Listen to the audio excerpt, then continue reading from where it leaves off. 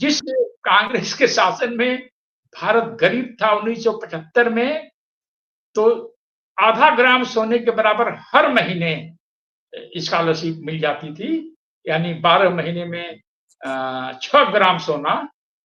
आज वह घटकर 300 रुपए रह गया है।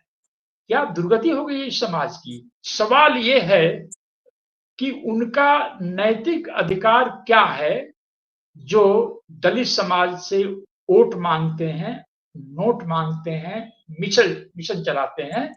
इन लोगों ने इस पर अपनी आंखें क्यों बंद कर रखी हैं। दलित समाज के, दलित मिडिल क्लास की भी life line post matric scholarship रही है, जो कक्षा 11 से लेकर यूनिवर्सिटी तक, engineering colleges, medical colleges, polytechnic, ITI आदि आदि हर जगह लागू थी और सबको मिलती थी। 1975 में 27 रुपए में आधा ग्राम गोल्ड मिल सकता था। हाफ ग्राम गोल्ड की कीमत 1975 में 27 रुपए थी। आज के गोल्ड के कीमत के हिसाब से आधा ग्राम गोल्ड 3,977 रुपए में मिलेगा। यानी आज इंटरमीडिएट की स्कॉलरशिप, जो डे स्कॉलर्स हैं, उनका होना चाहिए 3,977 रुपए, जबकि ये है इस समय मात्र 300 रुपए। 1944-45 में ये स्कॉलरशिप शुरू हुई। थोड़ा उसके बैकग्राउंड बता दीजिए, कैसे स्कॉलरशिप शुरू हुआ, पोस्ट मैट्रिक स्कॉलरशिप।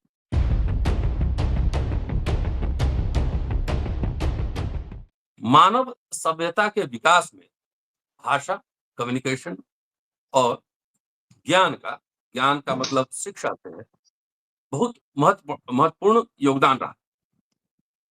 समय के हिसाब से जैसे जैसे समय बदलता गया, उसी तरह से संप्रेषण, कम्युनिकेशन, ज्ञान, शिक्षा का स्वरूप भी बदलता। दास जब व्यवस्था थी, स्लेव मोड ऑफ प्रोडक्शन, शिक्षा दूसरे तरह का था। फ्यूडल एज में शिक्षा के मायने कुछ और थे। लेकिन जब पूंजीवाद का विकास हुआ, तो उसके साथ साथ बहुत ही व्यवस्थित, संस्थागत तरीके से शिक्षा पर ध्यान दिया गया। साइंटिफिक नॉलेज को इम्पार्ट करने में उसका केंद्र बिंदु, महत्वपूर्ण प्रस्थान बिंदु रखा गया। यूरोप में रिनेसा भी हुआ, पुनर्जागरण भी हुआ, वो भी साहित्यों से होकर आया। पूंजीवादी व्यवस्था के साथ साथ जैसे जैसे विकास होता गया, वैसे वैसे विश्वविद्यालयों का दुनिया भर में स्थापना की गई। अंग्रेज जब भारत में आए तो अंग्रेजी शिक्षा लेकर आए, लेकिन वो अंग्रेजी शिक्षा कुछ संभ्रांत परिवारों तक ही सीमित थी। शूद्रों, अछूतों को शिक्षा का अधिकार नहीं था। ज्योतिबा फुले के विमर्श में भी उस शिक्षा एक बुनियादी सवाल है, केंद्रीय तत्व है।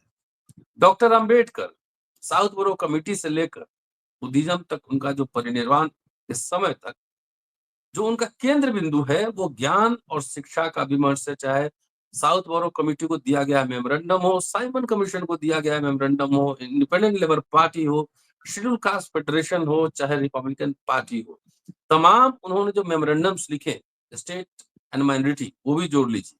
शेड्यूल कास्ट की शिकायतें, वायसराय को उन्होंने पूरा ज्ञापन दिया था। शैक्षणिक शिकायतें, राजनीतिक शिकायतें, तमाम तरह की शिकायतें उन्होंने दी थी। इन सब डॉक्यूमेंट में अगर एक चीज है तो है शिक्षा, और अंबेडकर की नजर में शिक्षा का मतलब अंग्रेजी शिक्षा है। आखिर दलितों में इस शिक्षा की शुरुआत कैसे? आज चर्चा के केंद्र बिंदु में होगा post matric fellowship. Post matric fellowship कब शुरू हुआ, कैसे शुरू हुआ, और कैसे दलित मध्य वर्ग के निर्माण में, दलित इंटेलिजेंसिया, इंटेलेक्चुअल क्लास के निर्माण में उस पोस्ट मैट्रिक फेलोशिप ने महत्वपूर्ण भूमिका निभाई। चर्चा आज इसी विषय पर। दोस्तों, रतनलाल बोल रहा हूं और आप देख रहे हैं अम्बेडकर नामा। चंद्रभान जी पूरे आंकड़ों, तथ्यों के साथ इस एपिसोड में हमारे साथ मौजूद हैं। उनसे जानेंगे कि आखिर जिस अंबेडकर के केंद्र बिंदु में ज्ञान और शिक्षा सबसे बुनियादी सवाल है, क्या उत्तर अंबेडकर काल में अंबेडकरवादियों के दर्शन और राजनीति से वो सवाल गायब हो गया? क्या अब शिक्षा पर कोई विमर्श नहीं है? आज पोस्ट मैट्रिक फेलोशिप की क्या हालत है? जो विदेश में बच्चे पढ़ने जाते हैं, उनकी क्या हालत है? क्या उन्हें फेलोशिप मिलता है, क्या फ्रीशिप है? तमाम पहलुओं पर चर्चा इस एपिसोड पर। स्वागत है सर। जय भीम चंद्रभान जी। जय भीम, जय Bharat. Thank you doctor Ratanlal साहेब। सर चलिए, लॉर्ड लिनलिथगो, नाम ठीक से करेक्ट कर लीजिए, लॉर्ड लिनलिथगो। गो। हाँ, चलिए शुरू करते हैं। जैसा कि बाबा साहब जानते थे, मनुष्य के, आधुनिक मनुष्य के जीवन की लाइफ लाइन एजुकेशन। एजुकेशन की अनुपस्थिति में व्यक्ति का महत्व बहुत कम हो जाता है समाज में, और इसीलिए जब वह लिन लिथ गो की कैबिनेट में 20 जुलाई 1942 को शामिल हुए, तो कुछ ही 60 दिन के भीतर ही उन्होंने एक, जो आप जिसकी चर्चा कर रहे थे, शेड्यूल्ड कास्ट की शिकायतें, एक गुप्त दस्तावेज उनको सौंपा और कहा ये हमारी शिकायतें हैं, जिसके केंद्र में एजुकेशन है, और एजुकेशन में भी मॉडर्न एजुकेशन है, और उसमें भी फ्रीशिप की बात है और स्कॉलरशिप की।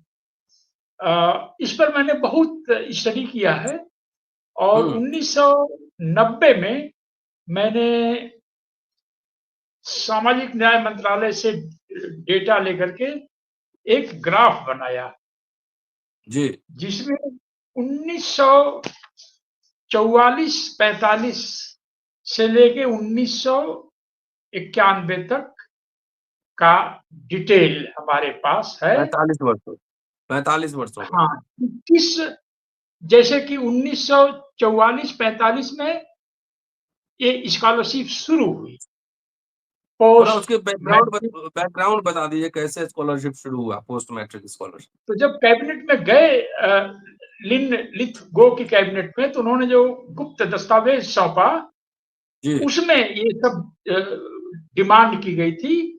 और चूंकि इसकी शुरुआत 1944-45 में हुई, जब 111 दलित बच्चों को ये स्कॉलरशिप दी गई, और उसमें इंटरमीडिएट के लिए है या ग्रेजुएशन के लिए, ये डिटेल नहीं मिल पाया, पर हाई स्कूल के आगे का की जो फेलोशिप थी उसकी कंबाइंड इंफॉर्मेशन है। और चूंकि 1944-45 में ये शुरू हुई, और चूंकि बाबा साहब 1942 में शामिल हुए थे गवर्नर जनरल की काउंसिल में, और 1946 तक रहे, तो जाहिर है बाबा साहब के प्रयास से गवर्नर जनरल ने अपने इंग्लैंड जाते जाते उन्होंने ये अधिकार दलितों को दिया। और पहले साल 111 लोगों के लिए 48,000 रुपए अलॉट किए गए, जो 432 रुपए प्रति वर्ष के हिसाब से पड़ते हैं। अगर उस समय के गोल्ड के मूल्य से और आज के गोल्ड के मूल्य से रुपए का वैल्यू निर्धारित किया जाए, तो यह स्कॉलरशिप आज कम से कम 7,891 रुपए बनती है। जब मैं कक्षा 11 में गया 1975 में, तो हम लोगों को जो स्कॉलरशिप मिली 27 रुपए पर मंथ के हिसाब से। मेरे कजिन ब्रदर इंजीनियर पतिराम साहब ने मेरे लिए कुछ आंकड़े बनाए हैं। उनके अनुसार 1975 में 27 रुपए में आधा ग्राम गोल्ड मिल सकता था। हाफ ग्राम गोल्ड की कीमत 1975 में 27 रुपए थी। आज के गोल्ड के कीमत के हिसाब से आधा ग्राम गोल्ड 3,977 रुपए में मिलेगा। यानी आज इंटरमीडिएट की स्कॉलरशिप, जो डे स्कॉलर्स हैं, उनका होना चाहिए 3,977 रुपए, जबकि ये है इस समय मात्र 300 रुपए। हम्म। तो ये इतना बड़ा घोटाला कैसे हो गया? गली गली, गांव गांव, शहर शहर, बस्ती बस्ती, कॉलेज, यूनिवर्सिटी, डिपार्टमेंट्स गवर्नमेंट के हैं, अम्बेडकरवादी फैले हुए हैं। तो जो व्यक्ति के जीवन की लाइफ लाइन, और मैं समझता हूं कि फर्स्ट टू जनरेशन दलित, जिसमें आप भी शामिल होंगे, ऐसा शायद ही कोई भारत में हो, एक दो शायद अपवाद हो सकते हैं, जिसने पोस्ट मैट्रिक स्कॉलरशिप और फ्रीशिप का फायदा न उठाया हो। तो दलित समाज के, दलित मिडिल क्लास की भी life line post matric scholarship रही है, जो कक्षा 11 से लेकर यूनिवर्सिटी तक, engineering colleges, medical colleges, polytechnic, ITI आदि आदि हर जगह लागू थी और सबको मिलती थी। आज जो मिनिस्ट्री ऑफ सोशल जस्टिस का पोर्टल है, उसके हिसाब से 52 लाख स्कॉलरशिप इस समय अवेलेबल हैं, और उसमें किसी को आधा, किसी को फुल। उसमें कंडीशंस है, 60% से कम नंबर हो गया तो कुछ कम हो जाएगा। और जहां तक दलित मिडिल क्लास की बात है, तो प्राइमरी 1.5 लाख की तनख्वाह के ऊपर के जितने भी दलित हैं, मुझे लगता है सब अपने बच्चों को प्राइवेट इंग्लिश मीडियम स्कूल में एजुकेशन दिला रहे हैं। यानी लाखों लाख दलित अब इस फेलोशिप को, स्कॉलरशिप को प्राप्त नहीं कर पा रहे हैं, पर लाखों ज्योत्सना जैसी लड़की की तरह लाखों गरीब बच्चों को यह स्कॉलरशिप अवेलेबल नहीं है। तो इतने सारे बाबा साहब के नाम पर मिशन चलाने वाले लोग, चंदा इकट्ठा करने वाले लोग, एमएलए, एमपी का चुनाव लड़ने वाले लोग, ये लोग क्या करते रहे डॉक्टर साहब, कि इनके देखते देखते जो वजीफे का मूल्य 3,977 रुपए होना चाहिए कक्षा 11-12 के लिए, वह मात्र 300 रह गया है। मैंने 1990 में जो बनाया था, उसके आधार पर मैंने मेन स्ट्रीम मैगजीन है, उसमें आर्टिकल लिखा था। आप देख सकते हैं, ग्राफ इसमें बना हुआ है। जी जी जी। हाँ, तो नीचे वाली जो लाइन है वो 1990-91 के समय की स्थिति है, और जो ऊपर वाली लाइन है वह वजीफा उतना होना चाहिए था। यानी उस समय 1990-91 में यह राशि 1116 होनी चाहिए थी। तो अब डॉक्टर साहब बताएं, इतने सारे अम्बेडकरवादी, जितने दलित अम्बेडकरवादी भारत में है, यूरोप के कुछ छोटे देशों की टोटल पॉपुलेशन से अधिक होंगे। तो ये लोग क्या करते रहे डॉक्टर साहब, बताइए। तो ये जो पोस्ट मैट्रिक फेलोशिप बिहार में तो 2016 में नीतीश कुमार ने बंद कर दिया, और इसमें जो फाइनेंशियल कैप लगा था, ये कब कैप लगा? पहले तो सबको मिलता था, जो भी अप्लाई जी, करता था सबको मिलता था। स्कूल में, ब्लॉक में जाते थे लोग पैसा लेने, है ना?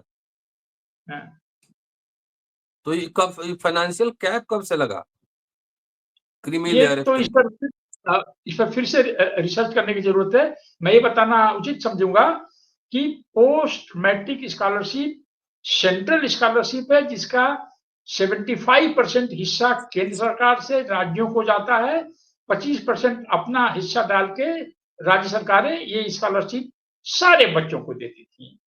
तो ये हम समझते हैं कि 8-10 साल में ये सब खत्म हुआ है। और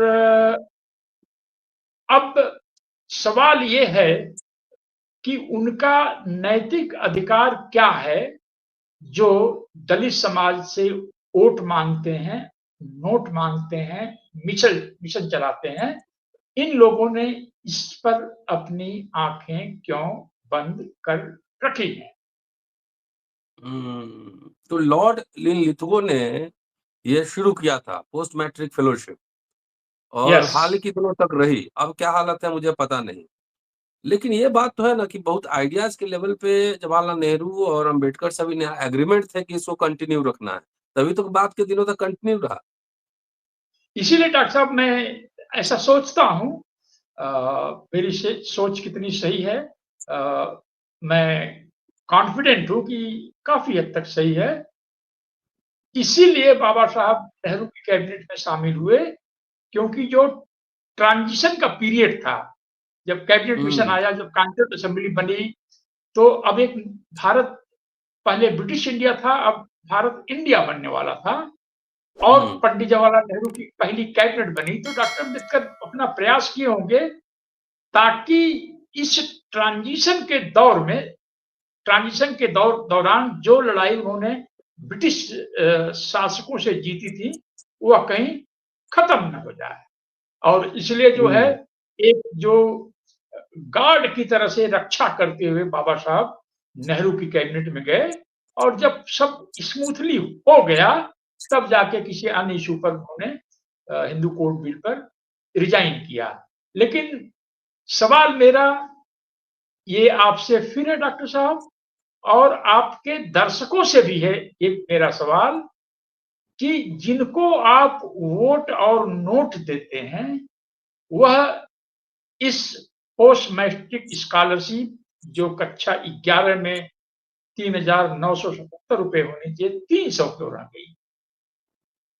हम्म इसलिए डॉक्टर साहब, मैं, आप तो जानते हैं मुझे इतने दिनों से, मैं कभी लूज टॉक नहीं करता, और मैं बगैर किसी एविडेंस के भी बात नहीं करता। हम्म और मुझे लगता है केवल दो संगठन या दो इकोसिस्टम हैं जिन्होंने लगातार इस पर जोर दिया है कि अतीत में, यानी कांग्रेस के शासन में, और उसमें और भी लोग बीच बीच में आए, भारत में कुछ नहीं हुआ, और दलितों के हम्म साथ तो एकदम ही कुछ नहीं हुआ, कोई डेवलपमेंट नहीं हुआ। जो डेवलपमेंट शुरू हुआ है 2014 के बाद से, तो ठीक है, आरएसएस की सोच है।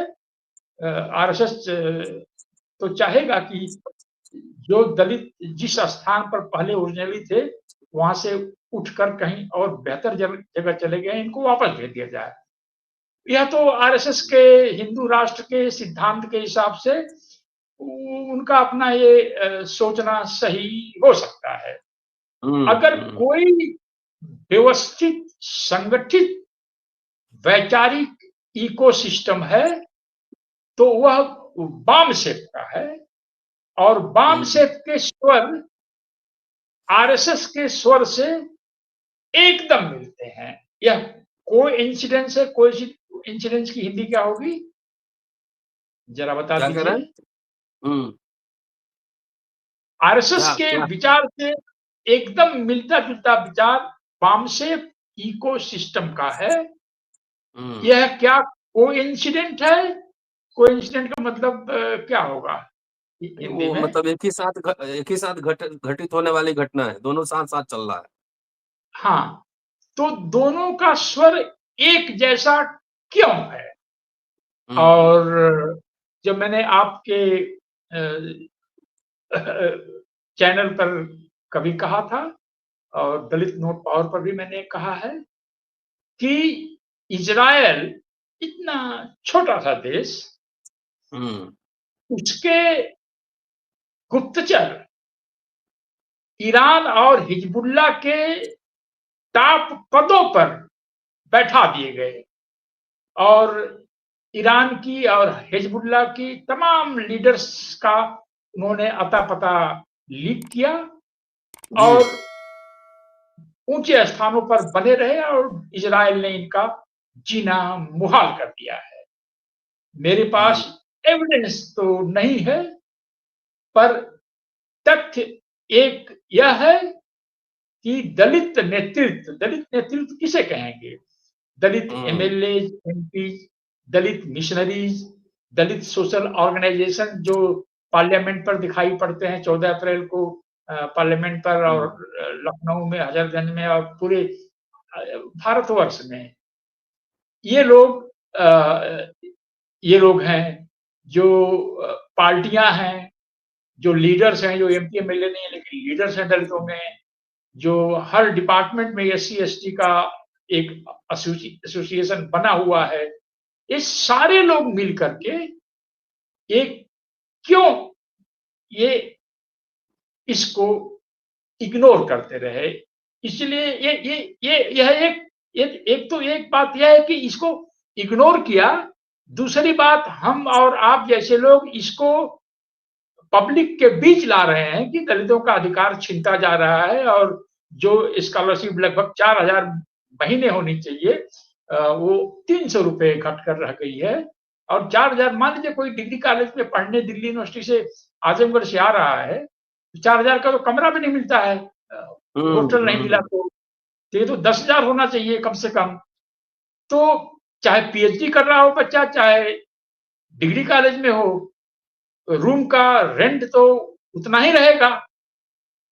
तो इसीलिए जो मैं कह रहा हूं, जब मैं कभी लूज टॉक नहीं करता हूं, मैं ये कहने का प्रयास कर रहा हूं कि ये जो लोग नहीं इस इंटरेस्ट को की सुरक्षा नहीं कर पाए, एक बात तो वह है। दूसरी बात, जब हम इसको कह रहे हैं तो हम लोगों पर गालियां पड़ रही हैं, हम लोगों पर गालियां पड़ रही हैं। इसी आधार पर मैं कहता हूं कि जो है दलित अधिकार और दलितों के बीच किसी एक्सटर्नल फोर्स ने एक दीवार खड़ी कर दिया है। अब जो दीवार बन गए हैं, यह आवश्यक नहीं है कि सबको पैसा मिल रहा हो। इनके सरदारों को, इनके अध्यक्षों को शायद कहीं न कहीं से कोई हेल्प मिल रही है। जो अभी ट्विटर पर एक व्यक्ति ने लिखा कि चंद्रभान प्रसाद चोर हैं। उन्होंने मुझसे एक बार, ट्विटर पर नहीं, मेरे नोट पावर पर 1,000 रुपए मुझसे मांगे थे।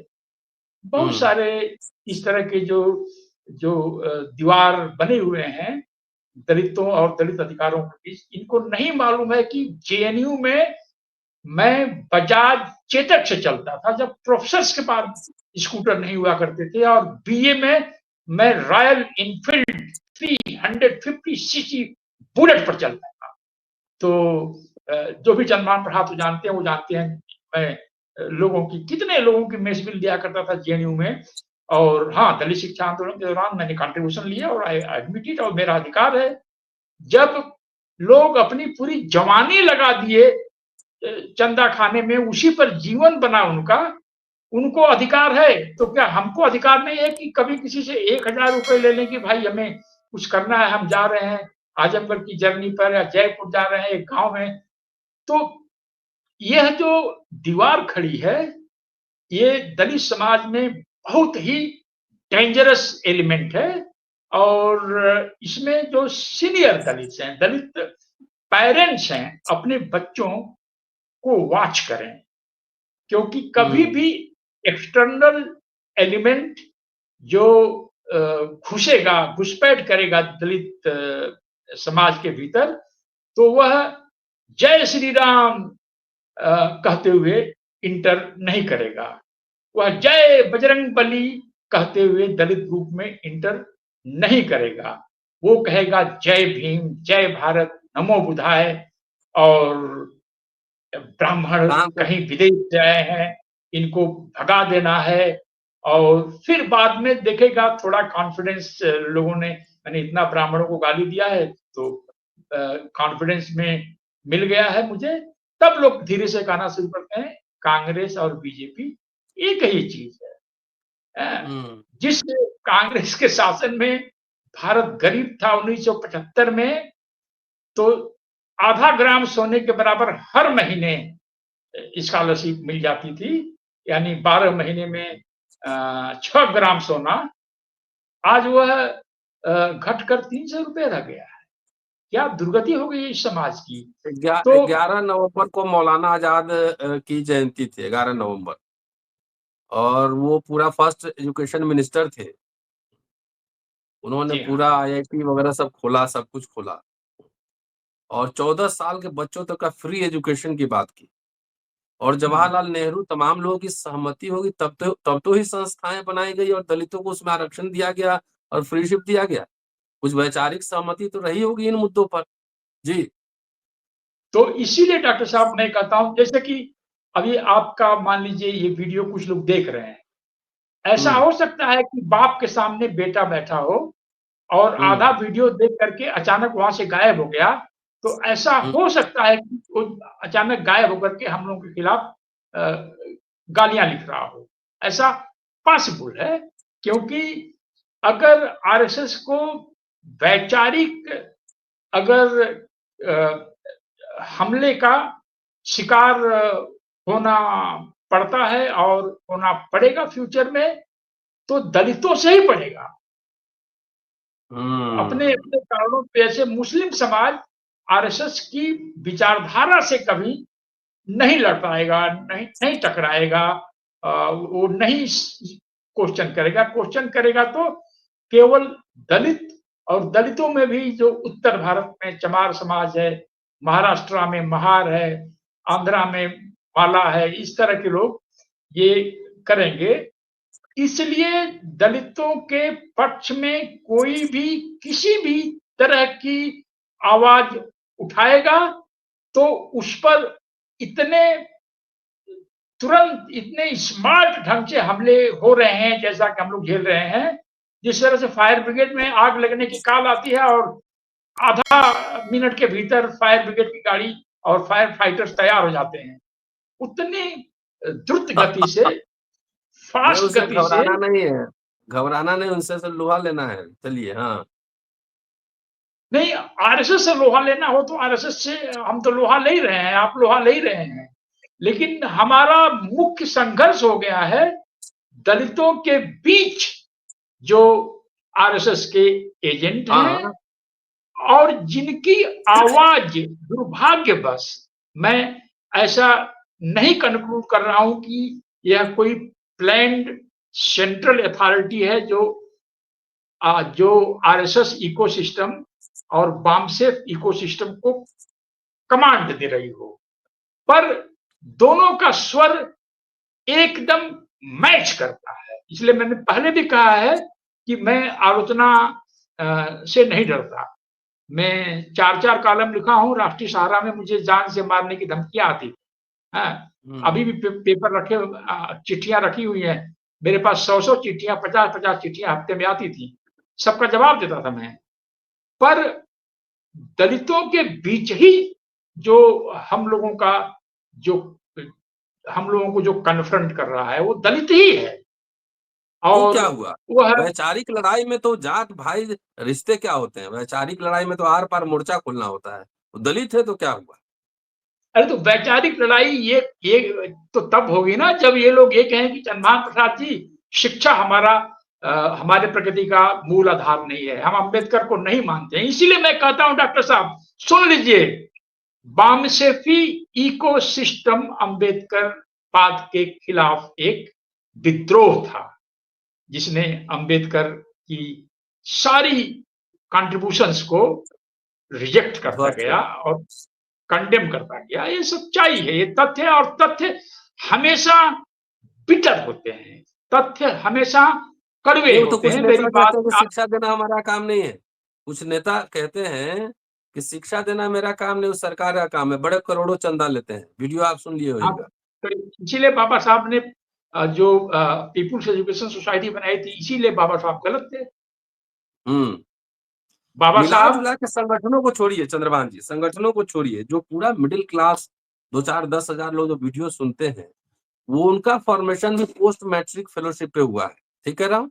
उनका फॉर्मेशन भी सबकी लाइफ लाइन है। मैं आपसे प्रोफेसर साहब डिसएग्री करूंगा कि यह वैचारिक संघर्ष है।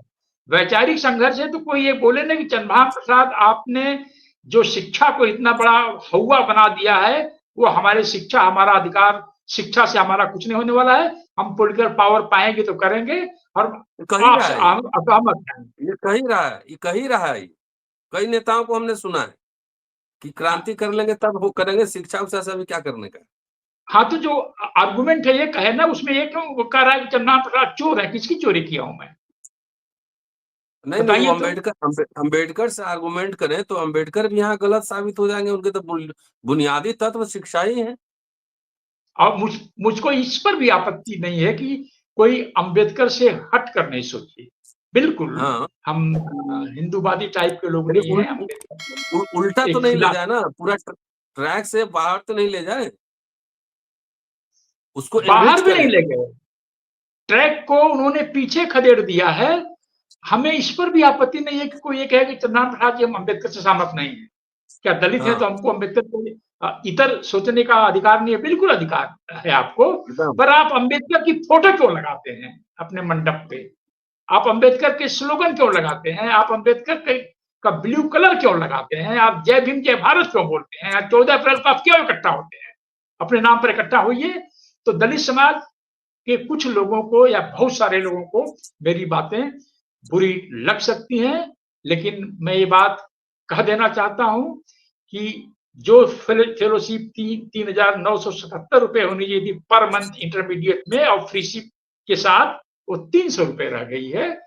तो एक दिन यह भी पूरी तरह से खत्म हो जाएगा और फिर भी यही दलित मिडिल क्लास जो किसी और एक्सटर्नल फोर्स का झंडा लेकर हमारे बीच खुश आया है, उसको चंदा देते रहेंगे और उसको पालते रहेंगे, क्योंकि दलित मिडिल क्लास को जो क्लासिकल सॉन्ग, यानी जो ब्राह्मण को घोट घोट के या कौन सा शब्द इस्तेमाल करें, गाली दे रहा है, तो दलित मिडिल क्लास को इसमें थोड़ा आनंद की अनुभूति हो रही है, तो फिर खुश होकर के उसको 1,000 रुपए 5,000 रुपए दे देते हैं। पर दलित समाज की नई जनरेशन जो कक्षा कक्षा 8 में पढ़ रही है, उसे मालूम होना चाहिए कि दलित समाज के भीतर बहुत सारे दलित ही दलितों के विरुद्ध, जो लकड़ी में लगता है एक कीड़ा, क्या बोलते हैं, दीमक। दीमक की तरह से दलित अधिकारों को खा रहे हैं, और जो इन बातों को कह रहा है उसे गालियां दे रहे हैं। चलिए, कोई बात नहीं है। ऐसा है, जो पैसा तकरीबन 4,000 फेलोशिप होना चाहिए था, पोस्ट मैट्रिक फेलोशिप, अब 300 रुपया पर अटक गया है। 4,000, हाँ शिक्षा 4,000। 4,000 जो होनी चाहिए, वो 300 रुपए पे। सोचिए, जो नशा आपको चढ़ाए हुए हैं ना कि हम हुक्मरान बन जाएंगे तो एक दिन में सब कुछ ठीक कर देंगे, तो एक दिन वो दिन कभी नहीं आएगा। जब आएगा तो आप हस्ताक्षर करने के लायक भी नहीं रहेंगे। बाबा नहीं साहब को नहीं, पढ़िए, जपिए नहीं, क्योंकि उनके पूरे दर्शन के मूल में, बुद्धा के मूल में, कबीर के मूल में, संत रविदास के मूल में, फूले, अंबेडकर, सब है ज्ञान, विद्या, शिक्षा। अंबेडकर ने बहुत लड़ के उन्होंने ये अधिकार दलितों के लिए प्राप्त किए थे। बाद के नेताओं ने भी उस समाजवादी चिंतन से प्रभावित होकर ये सब जारी रखा। इंजीनियरिंग, मेडिकल कॉलेजेस, हर जगह फ्री कोचिंग, फ्री पढ़ाई, फेलोशिप के साथ सब जारी रहा। लेकिन जब से आपके माथे में हुक्मरान बनने का नशा आया है, तब से विश्वविद्यालय क्या होते हैं, शिक्षा क्या होता है, इस पे दलित संगठन और नेताओं में कोई चर्चा नहीं है। और मैं समझता हूँ कि मिडिल क्लास में भी कोई चर्चा नहीं है। बहुत ही आप वैसे फेज में आप प्रवेश करने जा रहे हैं कि जहाँ पे सिर्फ वहां पे जो ना अग्नि ही अग्नि है, ऐसे फेज में जा रहे हैं। शिक्षा नहीं रहेगा, सोचिए आपके बच्चों का भविष्य और आपका भविष्य क्या होगा, कैसा रहेगा। कुछ लोग मिडिल क्लास अपने बच्चों का इंतजाम कर चुके हैं, हम भी कर चुके हैं, कोई दिक्कत नहीं। लेकिन अगर सरकारी व्यवस्था ठीक-ठाक रहती तो हम अपने बच्चों को प्राइवेट स्कूल में क्यों पढ़वाते? नेता, हमारे दलित नेता खास तौर से शिक्षा के सवाल पर कभी भारत बंद, कभी आंदोलन क्यों नहीं करते? पोस्ट मैट्रिक फेलोशिप जो कैप लगा हुआ है, 2.5 लाख रुपए, 2.5 लाख रुपए है चंद्रपाल जी। हाँ, 2.5 लाख रुपए है, यानी एक चपरासी के का बच्चा भी इस फैसिलिटी को नहीं नहीं कर सकता है, प्राप्त नहीं अभी। कर सकता है। इसके बावजूद भी दलित समाज के आंख फिर भी आंख से यह दिखाई नहीं पड़ता है कि दलित मिडिल क्लास की जो life line post matric scholarship है, उसको कुचल दिया गया है। तो अब इस समाज का फ्यूचर 2035 तक क्या होगा? लोगों को बुरा लगे तो लगे, पर यह सोच लीजिए, पोस्ट मैट्रिक स्कॉलरशिप और फ्रीशिप दलित मिडिल क्लास की लाइफलाइन रही है। अब दलित मिडिल क्लास के पास पैसा हो गया है, कहीं और पढ़ा लेगा अपने बच्चों को, लेकिन जो दलित अंडर क्लास है उसका क्या होगा? जो ग्रामीण दलित है उसका क्या होगा? जो चपरासी से नीचे का दलित है उसका क्या होगा? जो माइग्रेंट लेबरर है, आजमगढ़ से दिल्ली में आया है, उसके 3 बच्चे हैं, तो 3 बच्चे कैसे पढ़ पाएंगे? अगर कहीं मैं पढ़ रहा था अभी कि अगर किसी चीज की फाउंडेशन कमजोर पड़ जाए तो ऊपर की इमारत वैसे ही हिलने लगती है। अगर दलित अंडर क्लास यानी गरीब दलितों को भी हम साथ लेकर नहीं चलेंगे, तो जब अमीर दलितों पर हमले होगा तो दलित समाज में तो गरीब दलित रोने के लिए तैयार नहीं होगा। नहीं, चलिए बहुत अच्छी बात। एक आंदोलन हमने लड़ा, रोस्टर का आंदोलन, दलित नेता लोग उसमें नजर नहीं आए थे। हमने लड़ा, कुछ पॉलिटिकल क्लास से भी मदद मांगी और चलिए उससे हजारों बच्चे प्रोफेसर बन पाए। कितना लागू हो रहा है, नहीं हो रहा है, क्या गड़बड़ हो रही है, देखना आपका भी काम है। सब काम हमारा नहीं, हम लोग ना वोट ले रहे हैं ना चंदा ले रहे हैं। जितने वर्ष में है उतनी बातचीत करते रहते हैं। लेकिन शिक्षा का सवाल एक बुनियादी सवाल है, इस पर सोचिए। पहले ये उम्मीद आशा उत्पन्न करता था कि एक मजदूर का बेटा भी सरकारी स्कूल में पढ़ के कलेक्टर बन सकता है, इंजीनियर, डॉक्टर बन सकता है। धीरे धीरे सरकारी शिक्षा की जो हालत कर दी गई है आपके सामने है। भारत जब गरीब था तब उस समय फ्री में शिक्षा फेलोशिप मिल रहा था। अब अमीर हो गया है, 5 ट्रिलियन इकोनॉमी कह रहे हैं, विश्व गुरु का दावा कर रहे हैं बनने का, तब आपके शिक्षा पर हमले क्यों? ये एक तरीके से भारतीय संविधान और इंडियन रिपब्लिक पर भी हमला है। शुक्रिया, देखते रहिए अम्बेडकर नामा। शुक्रिया सर, थैंक यू। जय भीम, जय भारत। जय भारत।